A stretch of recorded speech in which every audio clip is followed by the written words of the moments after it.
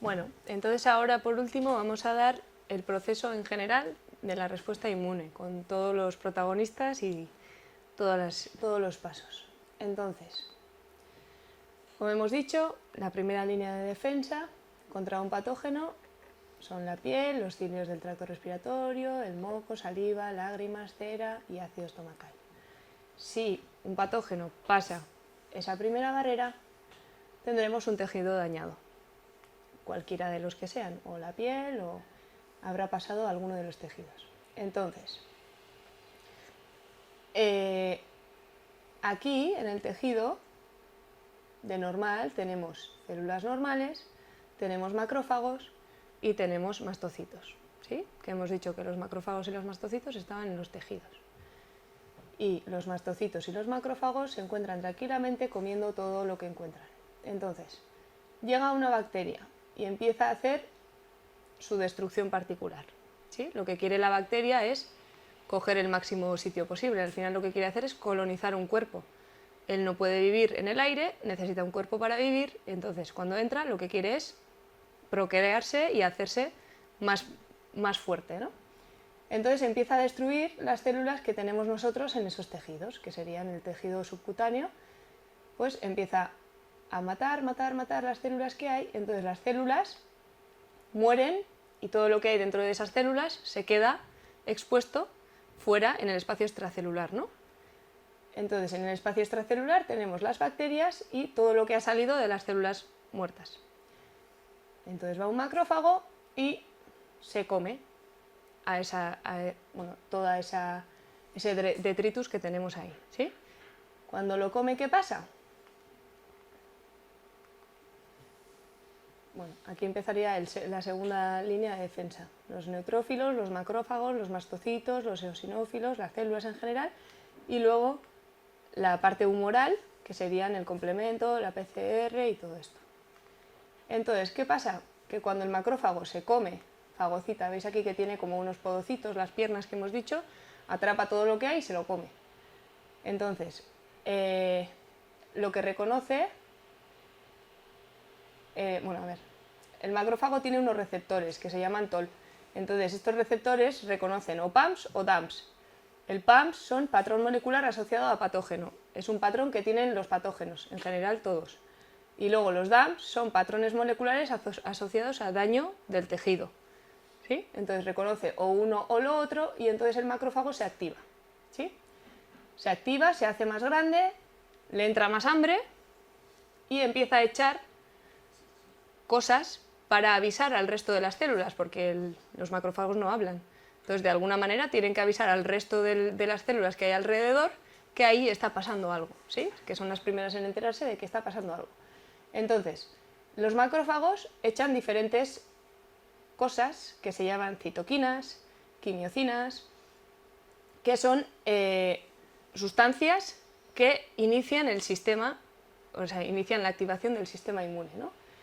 Entonces, dependiendo de la destrucción que haya, de la destrucción que haya de células, si ve que hay mucha destrucción, los macrófagos secretarán productos antiinflamatorios o proinflamatorios, dependiendo de cómo vaya la guerra, ¿sí? Entonces, lo primero que hará es secretar citoquinas, ¿sí? Entonces, las citoquinas, ¿qué son? Son proteínas ligeras que comunican de manera química las células entre sí con otras células del cuerpo. Entonces, son producidas por los linfocitos, los macrófagos activados y otras células. Y su función es regular la inflamación. Entonces, hay citoquinas para diferentes funciones. Hay algunas que son proinflamatorias, hay otras que son antiinflamatorias y son las responsables de regular la fase de la inflamación. Entonces, hay diferentes tipos, como hemos dicho, las miocinas, las adipocinas, las interleucinas, que se llaman de esta forma dependiendo de dónde son creadas, sin más. Entonces, empieza la inflamación. El macrófago echa citoquinas y avisa al resto de las células que hay en el tejido que ahí está pasando algo, ¿sí? Entonces, estas citoquinas hacen dos cosas. Uno, activan a los macrófagos que están alrededor también, para que la respuesta sea mayor. Y dos, aumentan la permeabilidad del capilar, ¿sí? En todos los tejidos tenemos tejido celular subcutáneo y alrededor siempre hay algún vaso, ¿no?, de sangre. Siempre va a pasar sangre por todas partes porque al final una célula no sobrevive sin sangre porque no hay oxígeno. Entonces, lo que hace estas citoquinas del macrófago es abrir entre célula y célula del endotelio, o sea, de la capa de la arteria, un poro o unos poros para que las células de la sangre, que hemos dicho que en la sangre están todas las demás células del sistema inmune, que serían los neutrófilos, los eosinófilos, los basófilos, para dejarles un hueco y que puedan salirse del torrente sanguíneo, ¿sí? ¿Qué pasa? Que en el momento que abres un poro, tú tienes un vaso lleno de agua con cereales, imaginemos que los cereales sean las células y el agua es el agua. Cuando abres un agujerito, lo primero que sale, ¿qué es? El agua. Entonces, ¿qué pasa aquí? Que no solo salen células, sino también sale agua. Entonces, esa es la causa por la que hay un edema, por la que hay una inflamación, ¿sí? Tú te haces un esguince, tienes una herida y lo primero que pasa, aumento de la permeabilidad capilar, sale el agua de la sangre hacia afuera y tienes un bulto, de repente, ¿sí? Entonces, salen todas las células del sistema inmune con el aumento de la permeabilidad capilar y también llegan las proteínas de la sangre, ¿sí? Hay diferentes proteínas en la sangre, como hemos dicho en el sérum, que tenemos el complemento, la PCR, los péptidos antimicrobianos y las proteínas, ¿sí? Cada uno de estos tiene su función también. Entonces, llegan las proteínas del complemento y las células. Y luego además, en la sangre también encontramos las plaquetas, que hemos dicho que ahora no vamos a hablar de ellas, pero las plaquetas aquí también tienen una importante función, que es que una vez que el endotelio se ha abierto y ya ha pasado parte de la inmunidad, lo que hacen es cerrar los agujeros. ¿Por qué? Porque aquí hay un bicho y a nosotros no nos interesa que ese bicho entre en sangre, porque entonces se nos va todo el cuerpo, ¿sí? Lo que se llama una sepsis. Entonces vienen las plaquetas y cierran los agujeritos y le dejan hacer su trabajo a las células que ya han pasado, ¿sí? Entonces, lo que hemos dicho, el tumor sale por el líquido que sale y el rubor, que es el calor que tiene normalmente la zona de inflamación, es porque hay un aumento de la circulación sanguínea en esa zona, ¿sí? Vale. Entonces, lo que hemos dicho del sistema del complemento. ¿Qué es el sistema de complemento? Es una ayuda para aumentar la respuesta inmune. Lo complementa, que digamos. Entonces, son proteínas de la familia de la inmunoglobulina, que hemos dicho que las inmunoglobulinas son los anticuerpos, pero este sistema se encuentra siempre en el plasma, o sea, se encuentra libre en el plasma, no está unido a linfocitos, está suelto. Son proteínas que están sueltas en sangre. Y lo que hacen es crear como una cascada de activación, una de ellas se activa y a través de esa una activa al resto de todas las proteínas. Y lo que hacen es conformarse en un círculo encima del patógeno, o sea, de la bacteria o de lo que sea, para abrir un poro, ¿sí? Entonces son más de 30 proteínas séricas que se sintetizan en el hígado y se encuentran dentro de la inmunidad innata. Entonces, esta es la imagen del complemento. Son proteínas que se activa una, se pueden activar por diferentes mecanismos, pero en cuanto se activa, se ponen todas con esta conformación y lo que hace es abrir un poro en la membrana de la bacteria, por ejemplo. Entonces, ¿qué pasa? Que la bacteria sin piel pues no puede vivir, porque la piel de la bacteria es al final lo mismo que nuestra piel, es una protección. Si no hay, sale todo, entra todo y la bacteria se destruye. Es una de las maneras que tiene nuestro sistema inmune innato, no específico, para actuar. Entonces, bueno, se activa de 3 distintas formas, sin más. Vía clásica, vía alternativa y vía de las lectinas, tampoco importa. La cosa es que tiene diferentes mecanismos de activación. Entonces, vamos a ir atrás. Hemos visto que los macrófagos se activan, avisan al resto de las células, abren poros en los vasos sanguíneos, entra la inmunidad innata, que son los granulocitos, o sea, los neutrófilos, eosinófilos y tal, y hacen su trabajo. ¿Qué hacían esos? con una ametralladora y destrozar todo lo que encuentran ahí, ¿sí? Una vez creen que ya han destrozado todas las bacterias que pueda haber, ellas mismas se suicidan, se mueren, que eso sería lo que hemos dicho, el pus, ¿sí? Y entonces en ese momento ya el macrófago se daría cuenta de que ya no hay ninguna bacteria, por lo tanto paro esta actividad inflamatoria, y entonces lo que haría es, en vez de expulsar citocinas proinflamatorias, echaría citocinas antiinflamatorias. Y esas citocinas antiinflamatorias, aparte de hacer que la inflamación disminuya, también haría que las células que había aquí, que ahora mismo estarán destruidas la mayoría, pues lo que hará es intentar que regeneren más rápido de lo habitual, que tengan hijas, bueno, que procreen, y entonces si tenemos una herida, pues esa herida se cerrará, ¿sí? Habrá un tejido que se creará nuevo y esa herida se cerrará. Entonces, ¿qué pasa? Esto sería con un bicho pues fácil de eliminar. ¿Qué pasa si viene un bicho que es muy difícil de eliminar? Que hay toda esta respuesta, pero esta respuesta no es suficiente. Llega el primer día, llega el segundo día, llega el tercer día, llega el cuarto, esto sigue inflamado y no hay manera de ganar la batalla. ¿Qué pasa entonces? Que llegan los del high quality, llegan los linfocitos, ¿sí? Entonces los linfocitos, como ya hay ahí citoquinas y cosas que se han lanzado, que han dicho que al cuerpo, oye, que aquí hay algo, y parte de estos macrófagos que hay aquí, por la linfa se drenarán y llegarán a los ganglios linfáticos, donde están las células T, los linfocitos T. Y entonces se darán cuenta de que en algún sitio en nuestro cuerpo están luchando contra algo que este macrófago que ha ido hasta allí le ha presentado. Entonces en ese momento, o sea, el primer día en el que entre el bicho y este vaya al ganglio linfático, ya empezará el trabajo de crear un antígeno específico para ese bicho. Se activarán los linfocitos T, que activarán los linfocitos B, ¿sí?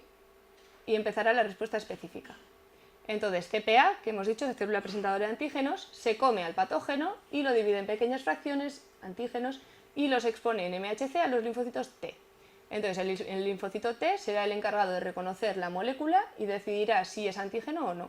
Y si dice que es un antígeno, entonces el linfocito T reconoce a la molécula como extraña y activará el sistema inmune específico. Dependiendo de la CPA que le haya presentado el antígeno, el linfocito T activará diferentes respuestas. Entonces,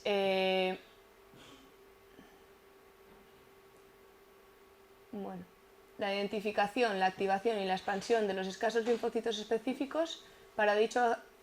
Uy, perdón, me he liado. ¿Sigo? Vale. Bueno. El reconocimiento de los antígenos por parte de los receptores específicos de los linfocitos B es el evento que inicia la etapa de activación. Y entonces la identificación, la activación y la expansión de los escasos linfocitos específicos para dicho antígeno formando clones. Hay una diferenciación efectora de las células del sistema inmunitario y se desarrolla la respuesta, acción de las células o de sus productos sobre el antígeno. Entonces, aquí veríamos el proceso. Lo que antes os he dicho que buscaba una diapositiva era esta la que buscaba. Entonces, en la zona del conflicto donde está la bacteria habrá una célula presentadora de antígeno o un macrófago que se comerá, endocitará esa bacteria. Entonces, al final llegará hasta el linfocito T, se la presentará, el linfocito T se dará cuenta de que hay un enemigo y activará el sistema inmune, activará los linfocitos B. Ahí. Activará los linfocitos B, que empezarán a crear anticuerpos contra ese antígeno. Entonces algunas irán directamente al sitio donde está el bicho, la bacteria, y lanzarán sus flechas, como hemos dicho, y las otras en cambio se guardarán para futuras exposiciones, como memoria.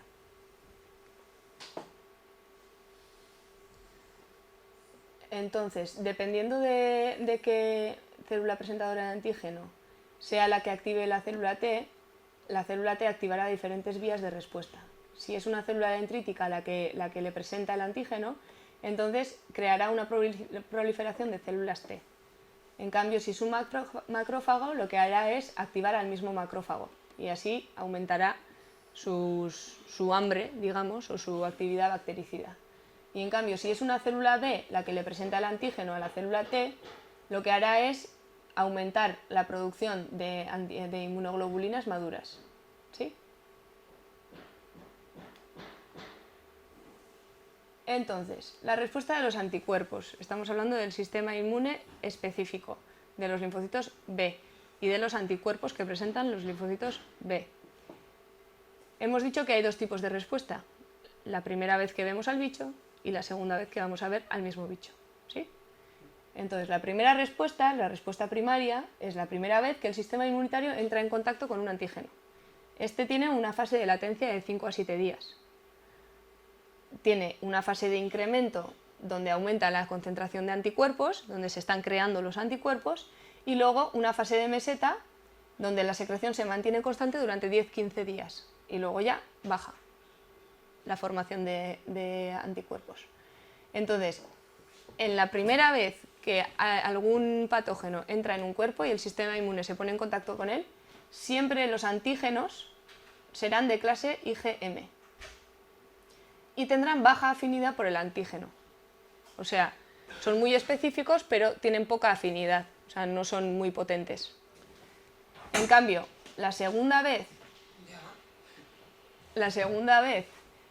que el sistema inmune se encuentre con el mismo bicho, hemos dicho que ya tendremos unos linfocitos B guardados en la memoria que tendrán en su membrana unas inmunoglobulinas o anticuerpos que serán específicos para ese bicho. ¿Sí? Y además, estos linfocitos B durante ese tiempo que han estado guardados, lo que han hecho es aumentar muchísimo la fuerza y la especificidad de esos anticuerpos. ¿Sí? Son mucho más potentes. Entonces, en la respuesta secundaria, el sistema nervioso se encuentra con un antígeno por segunda vez. Entonces, tiene muchísima mayor rapidez de instauración, que tendrá una fase de latencia mucho más corta, ya no durará 5 o 7 días, sino que atacará desde el inicio. Los anticuerpos duran más tiempo en el suero, tiene una meseta más larga, no solo 10-15 días como os he dicho antes, y el número de anticuerpos alcanza un valor mucho más alto. O sea, la segunda respuesta es a tope, lo da todo. No vamos a enfermar, vamos, nunca, porque es la segunda vez y el humano es el único animal que se tropieza 2 veces en la misma piedra, pero su sistema inmune no. La segunda vez no va a caer. Entonces, como hemos dicho, tiene cambio de clase. En vez de IgM, son IgGs, IgA o IgEs. No sé si alguna vez os han hecho una serología para ver si tenéis una parotiditis o si tenéis alguna de las enfermedades que se pueden tener, o una hepatitis o un lo que sea. Siempre se mira la clase de IG. Dice dónde está, ¿no? Si está No dónde está, sino que es. Hemos dicho que en la primera respuesta, la primera vez que vas a estar infectado, siempre vas a hacer IgM. Y en la segunda vez no vas a hacer IgM, vas a hacer IgG o vas a hacer otro tipo. Entonces nosotros en analítica, cuando pedimos una serología para ver si alguien está infectado de algo, siempre tienes que pedir, si es en el momento actual, IgM. Pero si es a ver si ha pasado esa infección, IgG. ¿Sí? O sea, su memoria será de IgG. Él tendrá anticuerpos IgG de algo que ya ha pasado. Y algo que está pasando ahora no tendrá IgG, pero sí tendrá IgM. Entonces nosotros en una analítica, si vemos uno o lo otro, pues no tiene nada que ver. Uno es que ahora está enfermo y otro es que algún día lo ha pasado, pero bueno. Entonces, si a alguien le vamos a poner una vacuna, por ejemplo... Si ya la ha pasado, ¿por qué se la va a poner? ¿Has tenido la varicela? Uy, pues no tengo ni idea. Mira, Vamos a buscar. Entonces, ¿qué vamos a buscar? La IgG. IgG, no hay IgG, por lo tanto no tiene memoria para la varicela, por lo tanto vamos a vacunarle. En cambio, si alguien te dice, uy, pues me han salido unos granitos y tengo una prima que está con varicela, ¿qué le vas a pedir? La IgM, porque está ahora enfermo y es la primera vez que se ha puesto en contacto. ¿Sí? Vale. Entonces, Y luego eso, la afinidad de los anticuerpos con el antígeno es mucho mayor las segundas veces que la primera. Entonces, hay un mayor número de linfocitos B y T, y las células B de memoria sufren eso, hipermutaciones que confieren una mayor afinidad con el antígeno. Esto, por ejemplo, no sé si alguno de vosotros tiene cerca alguna mujer que haya estado embarazada. Sí. Entonces, a las mujeres embarazadas, si tienen un hijo, por ejemplo, imagínate, una mujer embarazada que es A negativo y un marido que es A positivo y el niño que sale A positivo. Luego vamos a explicar qué es cada cosa del grupo sanguíneo. Pero positivo y negativo quiere decir que uno tiene una proteína y el otro no tiene una proteína. ¿Sí? Entonces, esa mujer no tiene esa proteína porque es negativo y el marido tiene esa proteína. Y resulta que el niño la tiene porque la ha heredado del padre. ¿Qué pasa con esa mujer? Que su sistema inmune no va a reconocer esa proteína porque ella no la tiene. Entonces lo va a atacar. El primer hijo saldrá un poco débil, un poco así, un poco tal, pero saldrá. El segundo será un aborto. Porque el segundo, tu cuerpo ya tiene esa memoria. Y lo que va a hacer es atacar a saco. Y no va a dejar que viva ese niño y se va a morir. Entonces, a todas las mujeres embarazadas se les pone una vacuna. Bueno, a todas las mujeres embarazadas que sean negativo, se les pone una vacuna. ¿Qué se les pone en la vacuna? Esa proteína. IgGs. ¿Por qué? Porque así tu cuerpo piensa que ya tiene defensas para eso. Y no las crea. Tú se lo estás dando desde fuera, pero es falso. O sea, esas IgGs no tienen función. Es simplemente para que tu cuerpo piense que ya tiene y que ya va a atacar, pero en realidad no ataca, porque lo que tú le has metido no ataca, no tiene fuerza de potencial para atacar. Entonces la primera vez lo ataca, no ataca, la segunda vez le vas a vacunar de nuevo y no va a atacar tampoco y podrá tener más hijos.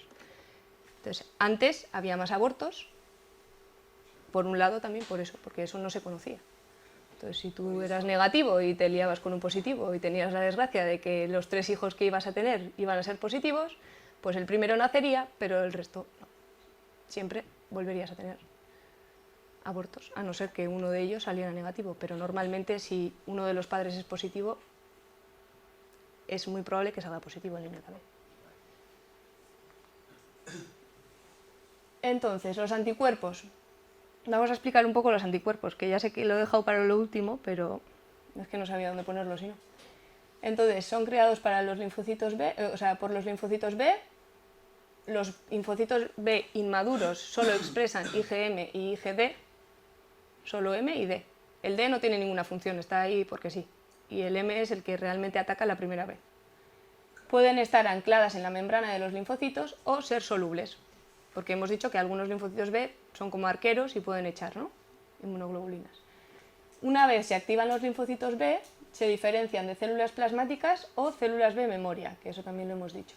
Y al diferenciarse en células B de memoria, los linfocitos cambian de isotipo, que es el M o G, de anticuerpo.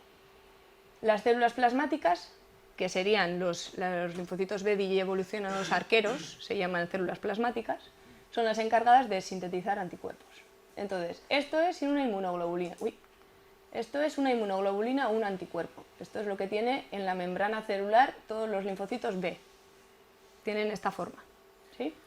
Entonces, se constituyen por 2 cadenas pesadas, que serían las azules, 2 cadenas ligeras, que serían las verdes, y luego tienen 2 zonas, un extremo constante y un extremo variable. ¿Sí? El extremo constante está pegado a la membrana del linfocito B. Y el extremo variable se llama variable porque van a nacer de una manera, pero luego cuando se junten con un antígeno van a cambiar para ser específicos para ese antígeno. Y esa zona de reconocimiento hemos dicho antes que se llamaría epitopo. Sin más. Entonces, cuando estos anticuerpos están solos, o sea, cuando un linfocito B echa anticuerpos para atacar, la fracción constante, que sería esta de abajo, tiene la capacidad de reclutar y activar mecanismos efectores destinados a la eliminación del antígeno. O sea, tiene capacidad de activar la fagocitosis, el sistema del complemento, que hemos explicado lo que era, las citotoxinas dependientes de anticuerpos, y de otras cosas. O sea, es como una cosa que activa también el sistema inmune. Y luego aquí hemos dicho que tenemos los diferentes tipos de clases, ¿sí? Por ejemplo, curiosidades de alguna. La forma también es distinta, la IgM es la más grande. La IgA son 2 solo, unidas, y el resto son más o menos del mismo tamaño. Entonces, la IgA se encuentra en las mucosas, como en el tubo digestivo, tracto respiratorio, tracto urogenital. Impide su colonización de patógenos, por patógenos. Y también se encuentra en la saliva, en la lágrima y en la leche materna. El niño, los primeros 6 meses de vida, no tiene sistema inmune. Se lo da la madre, a través de la leche. Entonces, las IgD, que hemos dicho que estaban al principio en las células B inmaduras, pero que no hacen mucha función, luego están las IgE, que se unen al alérgeno y desencadenan la liberación de histamina de las células cebadas y de los basófilos, y está implicada en la alergia. En los asmáticos y tal hemos dicho que los eosinófilos estarían altos y la IgE también. Luego la IgG es importante porque es la mayor parte de la protección inmunitaria y es el único anticuerpo capaz de cruzar la placenta. Entonces, mientras está embarazada la mujer, será la única inmunoglobulina que sea capaz de proteger al niño, que serán las inmunoglobulinas de memoria. Y luego está la IgM, que se expresa en la superficie de los linfocitos B y en forma de secreción, con gran avidez por su diana. Tiene gran avidez porque es la primera que va a atacar, entonces tiene que tener gran afinidad. Elimina los patógenos, tarará, y hasta eso es. Y los patógenos en los estadios tempranos, lo que hemos dicho, de la respuesta inmune mediada por linfocitos B, hasta que existen suficientes IgGs. Una vez que existen IgGs, pues ya la IgM se olvida.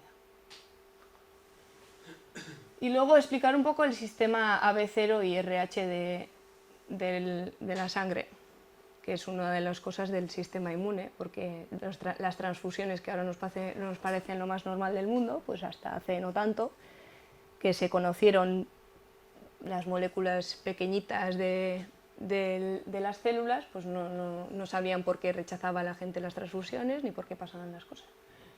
Entonces, en los humanos se conocen actualmente 19 sistemas de grupos sanguíneos, que suman más de 200 antígenos distintos. Lo que pasa que 2 de ellos son los más importantes o los que más reacción causan, que son el AB0 y el RH. Entonces, en transfusiones de sangre siempre hay que analizar el grupo sanguíneo, ya que solo podemos transfundir aquellos grupos sanguíneos compatibles que no provoquen una activación del sistema inmune, ¿no? Entonces, aquí os voy a explicar un poquito. Esto sería la membrana plasmática, la membrana de un glóbulo rojo, ¿sí? Entonces, el glóbulo rojo en su superficie tiene diferentes productos, ¿sí? Tiene diferentes antígenos. Está el antígeno H, está el antígeno A y está el antígeno B. Entonces, hay personas que no tienen ninguno de esos, ni uno de los 3. Entonces, ¿qué serán? Serán 0, negativo, ¿sí? Porque no tienen ni A, ni B, ni H. Son 0, de estas dos 0, y del RH, que se llama R negativos, ¿sí? No tienen ningún antígeno.